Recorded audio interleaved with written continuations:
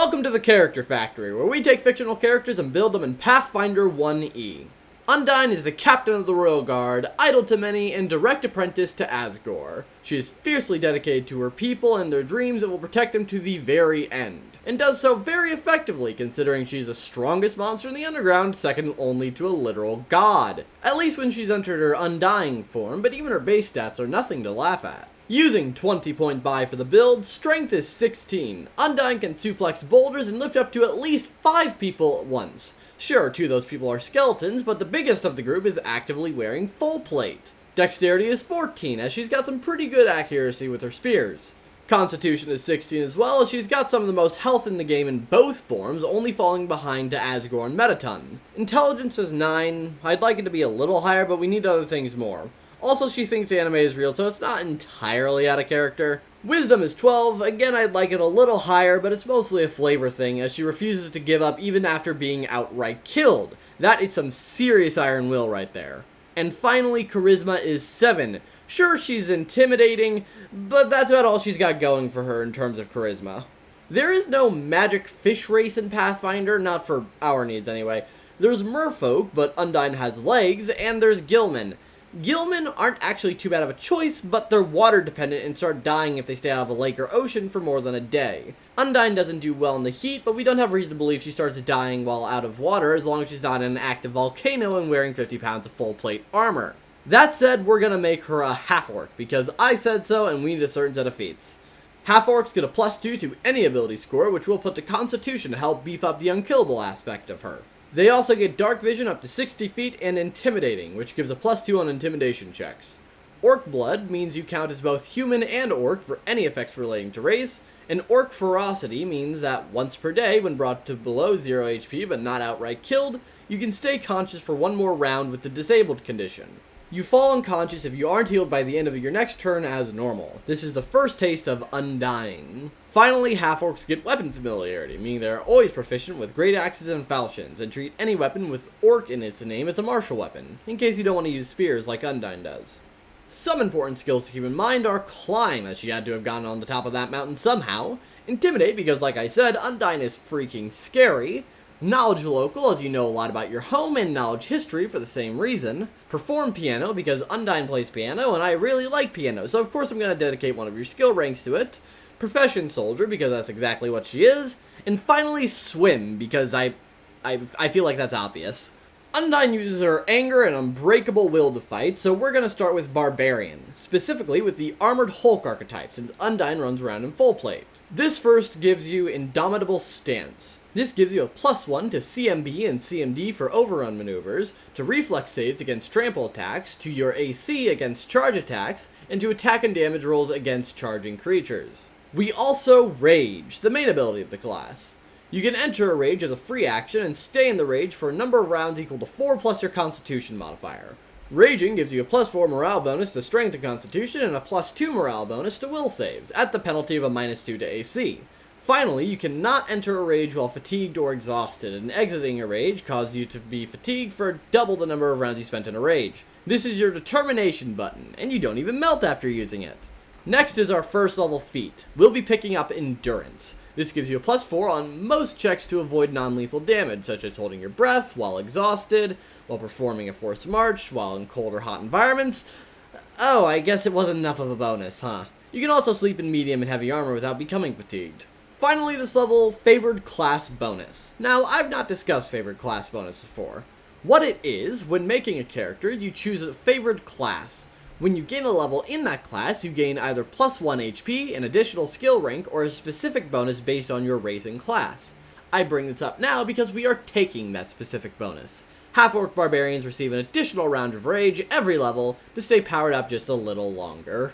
Second leveled Armored Hulks get a rage power. The rage power we're choosing is Savage Hurl. This gives you a bonus to range attack rolls with throwing weapons, and is dependent on your strength modifier and level. A base of +1 to attack rolls. When you're at level 4 and your strength is +4, the bonus increases to +2. +3 at level 8 when your strength is at +6. And +4 when you're at level 12 and your strength is +8. Undyne throws spears. This helps you do that better. We also get Armored Swiftness. It lets you move 5 feet faster than usual when wearing medium or heavy armor. So now we have 25 feet instead of the usual 20 while wearing heavy and medium armor. Level 3 Armored Hulks get Resilience of Steel. While wearing heavy armor, your AC increases by +1 against critical confirmation rolls. They also get a feat, which will be making Die Hard. When your HP is below 0, you automatically stabilize and remain conscious. You gain the staggered condition, but can remain like this until your HP is negative your constitution score. You can take move actions without issue, but taking a standard action or similar results in taking a point of damage. Here's your first taste of Determination. At 4th level, we get another rage power, and we're going to make it Renewed Vigor, also known as your immediate second taste of Determination.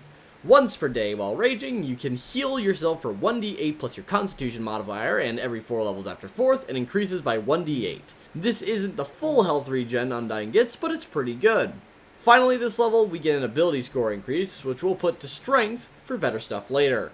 5th level to Armored Hulks gain Improved Armored Swiftness, which increases your base land speed by +10 feet, bringing us to 35 feet of movement with heavy armor.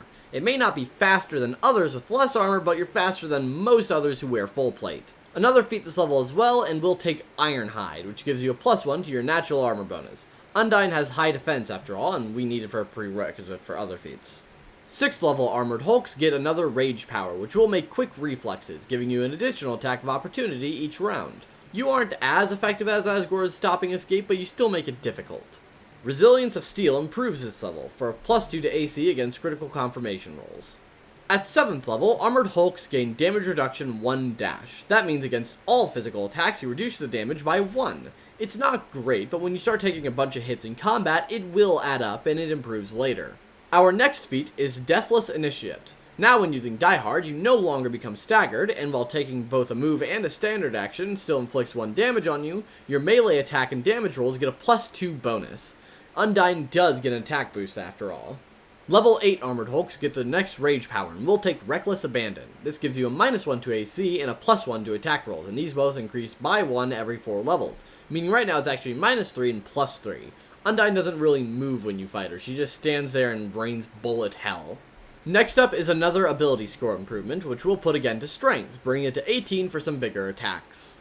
9th level Armored Hulks get another Resilience of Steel upgrade, now making a total of +3.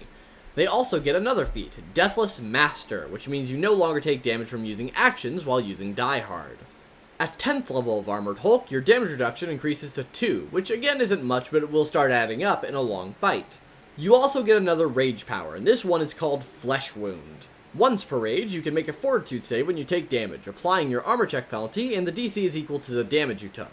When you succeed, half the damage is turned into non-lethal damage. You have to choose to use the ability right before damage is rolled. Remember that Undyne gets cut in half before the Undying fight, and she just says nah. 11th level to Armored Hulks gain Greater Rage. Now when raging, your Strength and Constitution increase by +6 each, and your Will saves increase by +3. It's exactly what it sounds like, it's Greater Rage.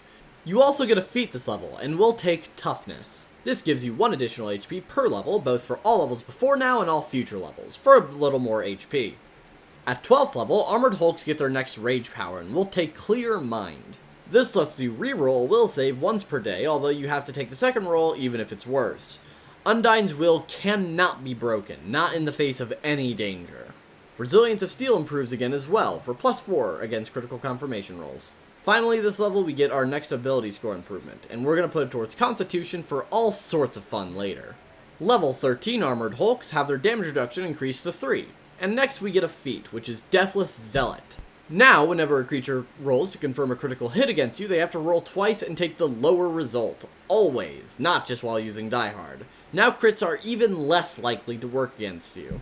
At level 14, Armored Hulks get Indomitable Will, which gives you a +4 bonus, which stacks with your Rage bonus, to will saves against enchantment effects. Next is a Rage power. With Mighty Swing, once per rage, you can automatically confirm a critical hit as an immediate action, for even more hurting ability. Level 15 of Armored Hulk, Resilience of Steel boosts again, for +5 to critical confirmation rolls. You also get another feat, and will take Combat Vigor. You gain a pool of Vigor points equal to your Constitution modifier, and you can spend them as a standard action to heal 1d6 for every point you spend, with a limit of 1 per 3 levels. However, doing so causes you to become fatigued for a minute, and you can't spend vigor while fatigued. You may remember that while you can't enter a rage while fatigued, there's nothing saying that you leave a rage once you become fatigued, so just use this after you start a rage and you're golden for some determined self-healing. At 16th level, our damage reduction increases to 4, and we get our next rage power, Fearless Rage. This gives you immunity to shaken and frightened conditions while raging. Undyne does not back down. Finally, we get an ability score improvement, which we'll put again to Constitution for a big boost in HP, an extra round of rage, and more healing from combat vigor and flesh wound. Increasing Constitution on a barbarian is busted, who could have guessed?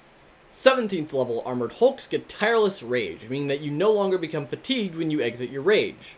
And in the theme of becoming less fatigued, our feat this level is Vim and Vigor. Primarily, this reduces the fatigue from using combat vigor from 1 minute to 3 rounds. It also gives you a +2 on saves against fatigue and exhaustion, and finally gives you an additional point of vigor.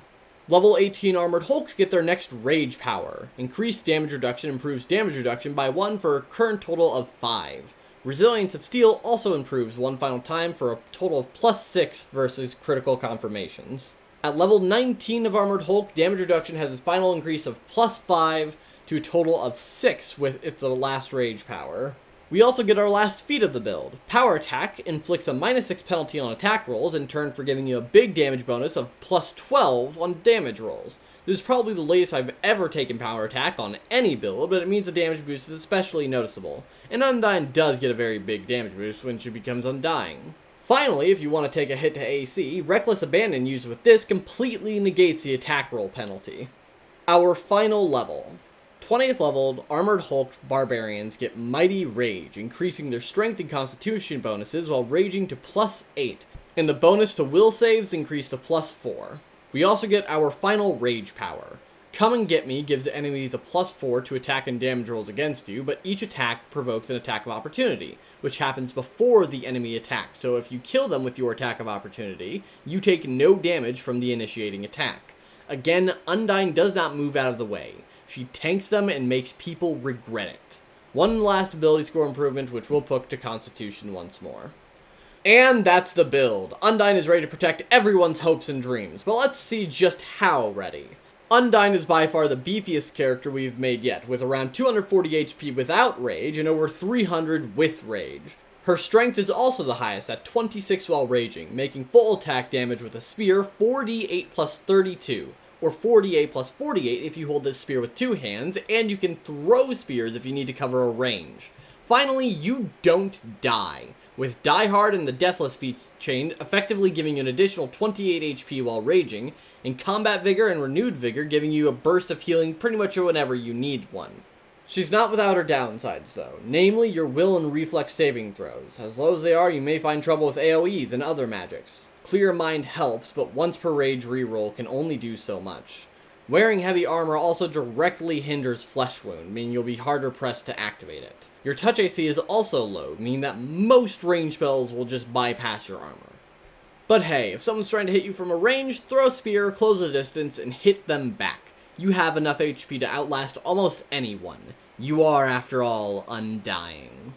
Let me know what you think of the build down below, and maybe like and subscribe if you enjoyed the video if you want to see more. Or don't. I have no authority over you.